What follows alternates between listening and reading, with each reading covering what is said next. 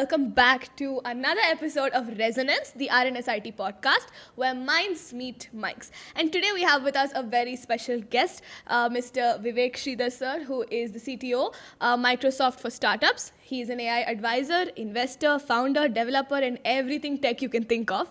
So he's here with us today, and we're going to have a nice talk. And so I would like to start with a question. How does it feel to be back on the RNSIT campus after being a student at one point, and now you're here as a guest? So tell us about that. So it's a mixed feeling actually. I feel good, amazing to be back. But then my lecturers or teachers calling me sir, calling me Mr. Vivek. It's kind of difficult to take that part. But then it's amazing to be back. Nice. So sir is obviously an alumni of our prestigious institution, and we're so glad that we can have our alumni here after they've reached so many heights. And it's been a real pleasure getting to know sir. So I'm going to start off with our segment, and that is, sir, how did your career start, and where are you now, and the entire journey? We'd just love to hear about it. Perfect. So I started in 2006.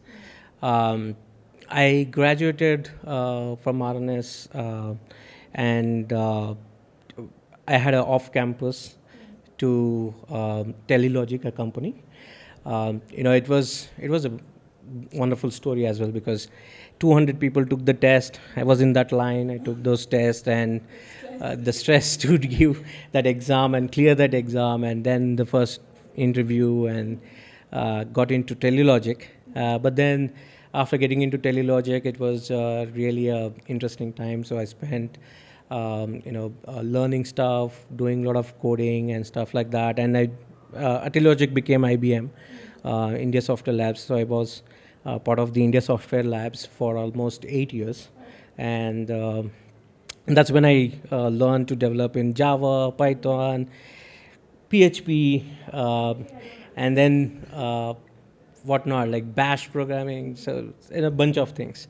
And I fell in love with DevOps, and while I was in IBM, because IBM was the pioneer of the Agile and DevOps and stuff. So I fell in love with DevOps, moved to HCL as a solution architect and as part of the DevOps solutioning. And I went to Australia and did solutioning of DevOps for a enterprise, and spent almost a year there. And I came back to Blackbug as a startup.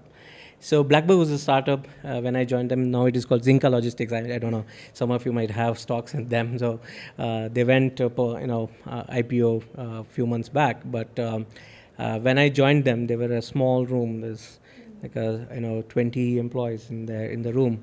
And I joined that startup. That is kind of risk you take in life, because you're moving from MNCs like IBM, HCL, and then you're moving to startup world, right? And completely different world. You're working for 18 hours, and you're handling a lot of things. You're handling team, building team, handling the whole production because of the DevOps role I was in, and it was a roller coaster. And that's the time when I decided to do my own startup. And I built my own startup, spent almost 1.5 years full-time building the startup. While building startup, you go to VCs, you go to a lot of people. It didn't work out. And it was a kind of, from being a high position in being head of DevOps in Blackbird, Right. You come down to a lower position where you don't have any work to do, right? But then I was and meeting a lot of people. I was part of these meetups and delivering talks in these meetups in other places. That's when I met DigitalOcean, and DigitalOcean had opened up a role, developer advocacy role, and that was into marketing role. So all through journey was more of in technology. This role was marketing role. And even though it was technically driven, but it was more from a marketing perspective. And I joined them as a developer advocate. I joined them as a first developer advocate for them, and spent a lot of time with startups and communities. So I traveled through 20 cities in India, delivering a lot of talks, technical talks, in different places, and talking to a lot of founders in these 20 different cities. So building that network, Yeah. and really that really gave me a perspective of how marketing works and how things work. And I joined Microsoft after that. But in Microsoft, my first role was uh, strategy and investment. So basically, I used to do strategies and doing investments for developer ecosystem. So you would have heard about Azure developer Yes, communities. yes, of course. Is all built by me. Oh, wow, So, guys. so all these different communities, we had hackathons, we had bunch of different things we were doing for developer ecosystem, and from there, I had a feeling that I love teaching and delivering talks and stuff like that. So from the days of DigitalOcean, right? So I went through that process. So I joined Reactor, Microsoft Reactor, which is the engineering side, and it's more from sharing knowledge and building the community, right? So I ran a couple of shows called as Azure Happy Hours, SamosaChai.net. It's all popular shows because it has almost 50K to 100K views on those shows. Right. Really interesting shows. You might want to watch it. Of course, guys, make a note and we're gonna go watch it, okay? Yeah. Yeah, and then I moved to startup ecosystem because I was part of startup ecosystem of DigitalOcean. It makes sense for me to be part of the startup ecosystem in Microsoft. So now I talk to a lot of startups, help them with their architecture, help them with their technical requirements, give them guidance, help them to remove blocks if they have any block.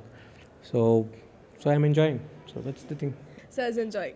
So that was like a huge roller coaster journey of like ups and downs, and like again going back up and staying on the top is just really, I think it's very interesting, by the way. One of the things which you should note here is I started with tech, being part of marketing, Yes. and sales, So many roles.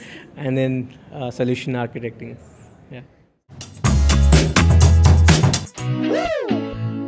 When Sir was talking, I couldn't help, but he was saying, I fell in love with developing. I'm like, I just want to be one day, like, go and be like, I fell in love with management, So that is the feeling I got. So when you say developing, so what is the coolest thing you've developed so far? Coolest thing I've developed so far. This is in IBM. Okay, this is a story actually. It's very difficult to explain it to today's generation though, but I'll still try and explain it because We'll try to understand it. because I was working on a product called Rational Synergy. It does support a lot of languages. So it is not something which you can access in SaaS. Right. It is basically a installable product, and this installable product had a support for different languages, Korean, Chinese, nice. and other languages. So we were testing these different languages while development. We need to make sure that these languages are tested as well.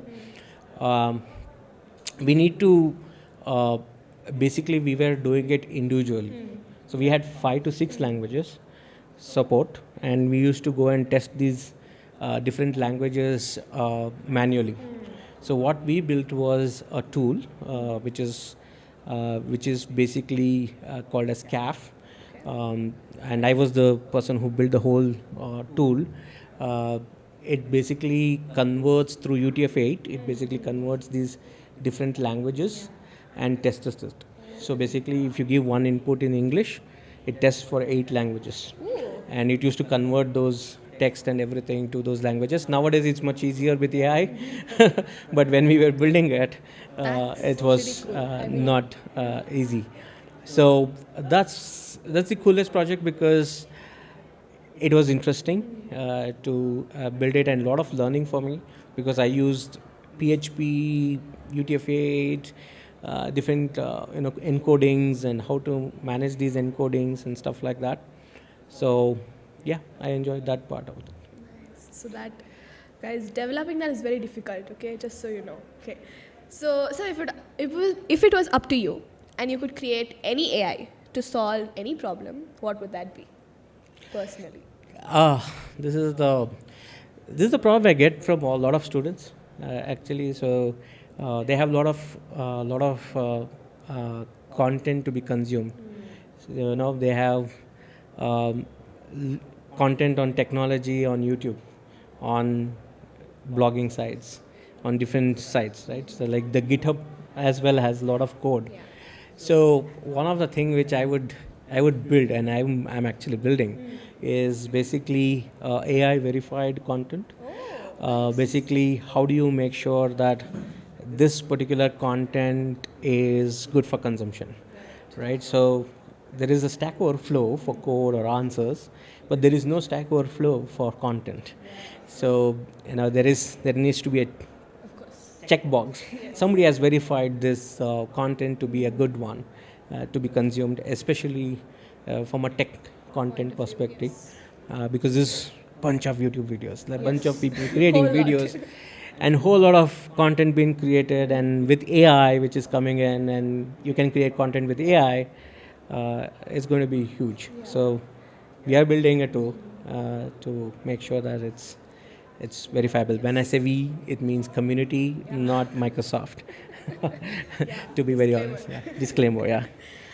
Okay, so that was a lot of AI and developing and all of these technophile kind of terms. So let's, turn it back to normal. And so, what do you think are some skills you think everyone should have, like this generation? So, Yeah, one is public speaking skill.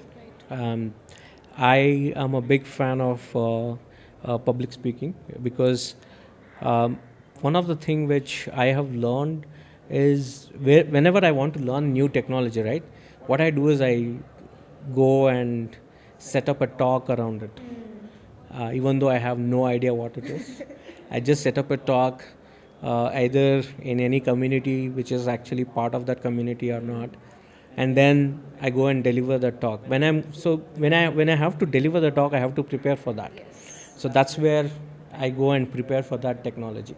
So first time when I'm delivering it, I know something about it. The next time I'm delivering it about it, I know everything about it. So the third time, you don't need a preparation to talk about that technology. You're actually going and delivering it. So public speaking is one important skill we need to have, and communication skill, which is obviously to communicate clearly, telling the story clearly, trying to share your thoughts properly. And the third would be um, leadership, which you can't build after going into corporate, right? So that's the differentiator. I always tell all the students, go out there, do something in your college, either build a mountaineering club. We had a mountaineering club in RNSIT. That I don't know whether it's there or not, but that's where we used to plan how we all will go together, and booking the bus, and taking people to there, being a leader, Right. and taking people to The initiative. different mountaineering treks and other things. So that is one part, and there is cultural activities. There is different communities, technical communities which you can build. So all these things you can build here and run it here and build that skills here. And I always talk about people being in, like, when you watch KGF movie, right? So in that KGF movie, it says, "No, raise your hand. Who is going to hit that police?" Right? So I think that's the kind of attitude everybody should have. That's also a skill, right? You need to, Definitely. I if you don't want to think be a everybody leader. can do it. Yeah. Okay, so this is our last and final question on a very light note. So, you're being from the tech background and still in the tech background, do you think tech has made love easier or more complicated? Yeah. Tech is, I mean, for me, it is love, right? So I enjoy doing stuff on tech. So yesterday I was seeing something, and my daughter's birthday is coming, and I want to build a storybook through AI, so that she is the main character in that, right? Wow. So it's kind of fun. That's so cool. That is so so it's, cool. this is nothing to do with anything you're Right. building or company you're in or anything. It's fun to do it. Absolutely. And I got her last year. Her birthday cake was built by AI. Wow. I didn't even know you could do that. Wow. Was built by AI, and that's a cool thing. Yeah. So thank you so much, sir, for sharing all of your valuable insights. So we have so many answers, and like we've seen a journey that's gone like up, down, again, back up, and then we know what the tech background is, what the developing background is, and everything about Vivek Sridhar, sir. And he's been an alumni of RNSIT, and we're so happy and glad to have you back, sir. And I hope you guys had an amazing time listening to our podcast. And do not forget to subscribe to our channel. We have our Spotify links below. It will come, it will pop up. So please go click it and subscribe. And I will see you next time. So, Sridhar sir, say bye. Thank you. Bye. Bye-bye.